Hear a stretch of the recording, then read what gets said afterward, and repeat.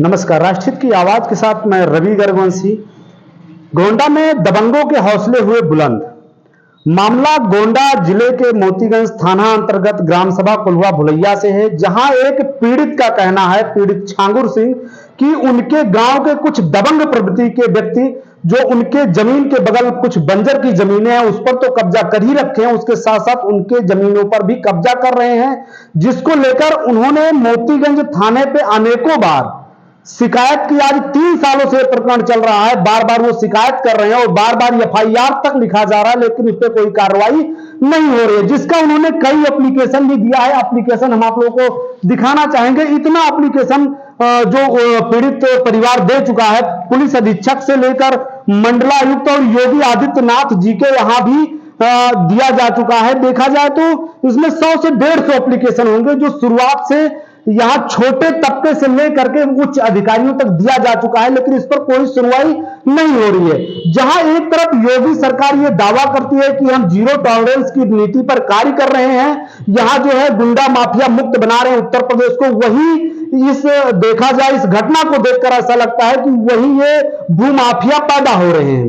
सोचने की बात यह है कि उस जमीन को हड़पने के साथ साथ कितनी बार मारपीट हो चुकी है। उस मारपीट में इस पीड़ित परिवार के कई लोग चोटिल भी हुए, जिसकी रिपोर्ट जो है एप्लीकेशन कई बार थाने में दिया जा चुका, उस पर भी कोई कार्रवाई नहीं हो रही। एक बार पीड़ित परिवार में महंता सिंह की माता जी जो 90 वर्ष की हैं, एक 90 वर्ष की बुजुर्ग महिला जिसका पैर टूट गया उस मारपीट में।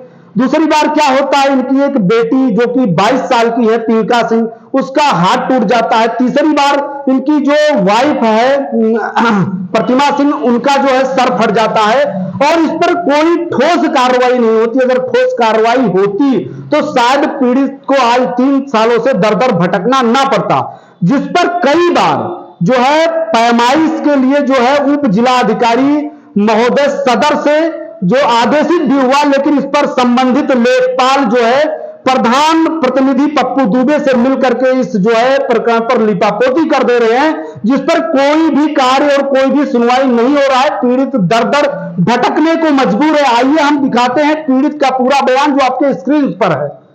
दादा, क्या है नाम आपका? हमारा नाम छांगुर सिंह है।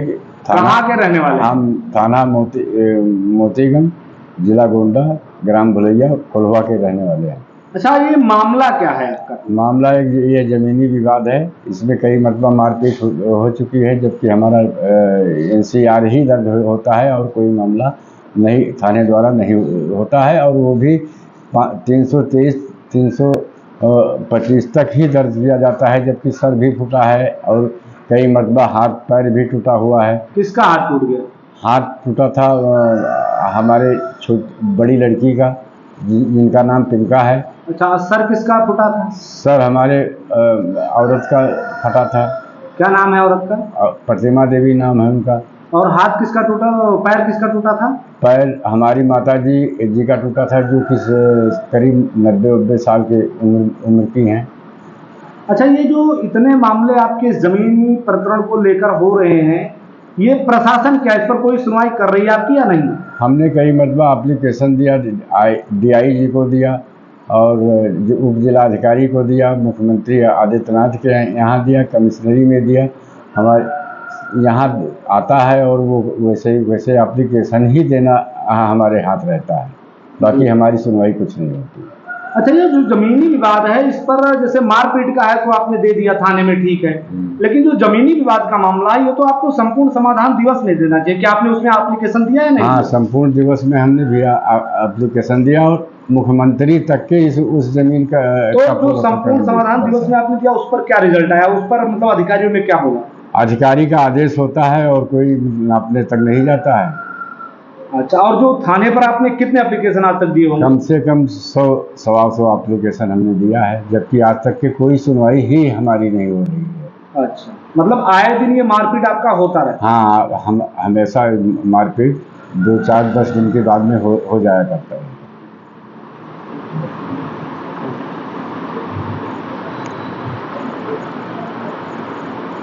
पीड़ित के कहने अनुसार प्रधान और प्रधान प्रतिनिधि पप्पू दुबे इस पीड़ित के विपक्ष से मिल करके पूरे प्रकरण में इन्हीं का सह है।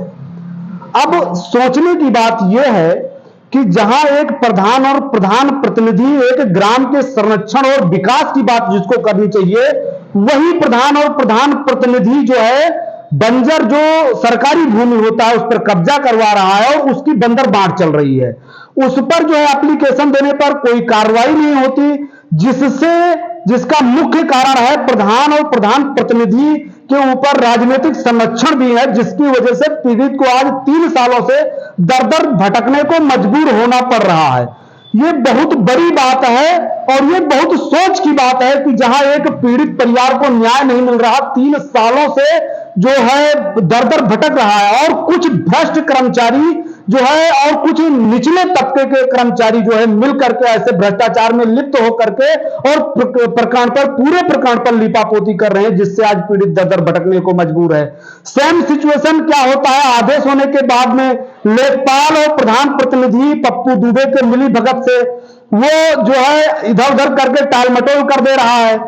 अब ऐसे सिचुएशन में एक पीड़ित जाए तो कहां जाए, यहां तक कि योगी आदित्यनाथ जो सूबे के मुखिया हैं वहां तक इसका एप्लीकेशन जा चुका, लेकिन सब कुछ एप्लीकेशन कहीं भी जाए तो आना तो थाने पर ही है।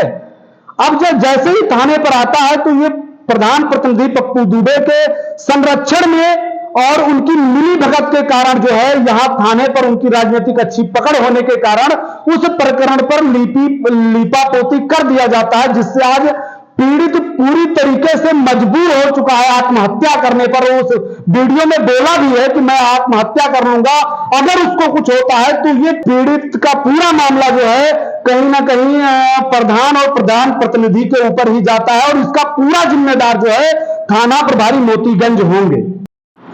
कल भी हमारे यहाँ मारपीट हुई और उसका एप्लीकेशन हमारा बड़ा लड़का थाने पे देने गया।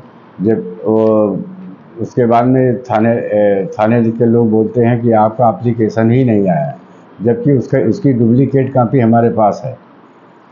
अच्छा, तो उस पर कुछ कार्रवाई भी नहीं? कोई कार्रवाई नहीं हुई। तो बोलते हैं कि मतलब ये हम नहीं जानते हैं। उनका मुकदमा लिखा जाता है और हमारा नहीं, विपक्षी का मुकदमा लिखा जाता है, हमारा नहीं लिखा जाता है।